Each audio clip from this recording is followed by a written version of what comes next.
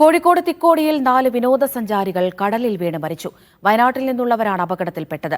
അനീസ, ബിനീഷ്, വാണി, ഫൈസൽ എന്നിവരാണ് മരിച്ചത്. Thikkodi drive in ബീച്ചിലാണ് അപകടമുണ്ടായത്.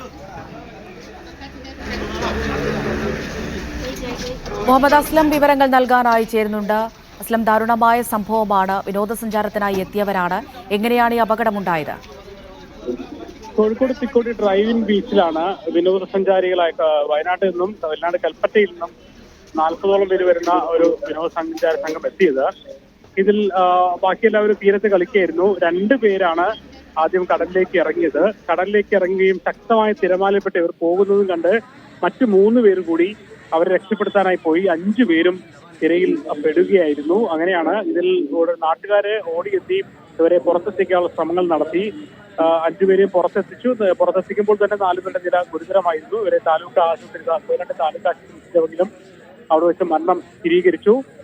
അനീസ അതോടൊപ്പം തന്നെ ബിനീഷ്, വാണി, ഫൈസൽ ഈ 4 പേരാണ് മരണപ്പെട്ടത്.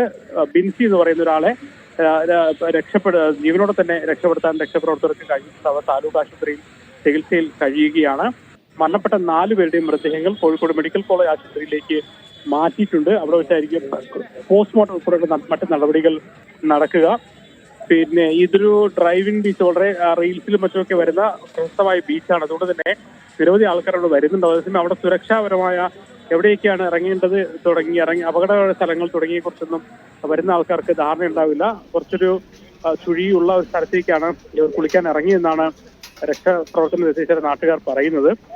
അതുകൊണ്ട് തന്നെ അവിടെ ഇത്തരത്തിൽ വിനോദസഞ്ചാരികൾ വരുന്ന സാഹചര്യത്തിൽ അവർക്ക് മുന്നറിയിപ്പ് നൽകുന്ന സംവിധാനങ്ങൾ പഞ്ചായത്തിന്റെയോ വിനോദസഞ്ചാര വകുപ്പിന്റെയോ ഭാഗമായി അതെ, എവിടെയാണ് വീഴ്ച പറ്റിയത് എന്നുള്ള കാര്യം കൂടി അറിയേണ്ടതുണ്ട്. അസ്ലം ഈ പറഞ്ഞതുപോലെ നമുക്ക് സോഷ്യൽ മീഡിയയിലൊക്കെ കാണാൻ കഴിയുന്നുണ്ട്. ഡ്രൈവ് ഇൻ ബീച്ചാണ്, ഫേമസ് ആയി വരികയാണ്. നിരവധി ആളുകൾ അവിടെ എത്തിക്കൊണ്ടിരിക്കുന്നുണ്ട്. അപ്പോൾ ഈ മുന്നറിയിപ്പ് ഉൾപ്പെടെയുള്ള കാര്യങ്ങൾ നൽകാൻ അവിടെ അധികൃതർ ഇല്ല എന്നാണോ, അല്ലെങ്കിൽ ഈ വരുന്ന ആളുകൾ അത് ശ്രദ്ധിക്കാത്തതാണോ ഇത്തരത്തിലുള്ള അപകടത്തിന് കാരണം?